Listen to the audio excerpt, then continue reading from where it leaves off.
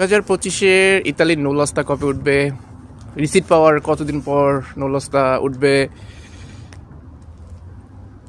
ইতালির নুলস্তা কবে উঠবে? এই ধরনের প্রশ্ন নুলস্তা রিলেটেড 25-এর আবেদনের কতদিন পর নুলস্তা উঠবে। বিগত সালগুলোর পরিসংখ্যান যদি বলি, ইতালির নুলস্তার আবেদনের 2 মাসের পর থেকেই নুলস্তা ওঠা শুরু হয়েছিল বিগত সালগুলিতে, বিগত বছরগুলিতে। বাট এই বছর ব্যাপারটা ভিন্ন একটু। এই বছর 2 মাস লাগবে না, আরও আগেই নুলস্তা উঠে যাবে 1 মাসের মধ্যেই, আমার যেটা মনে হয়। এর কারণ হচ্ছে প্রেফেক্তুরা থেকে যে চেকিংটা করা হয় সেই চেকিংটা অলরেডি হয়ে গেছে।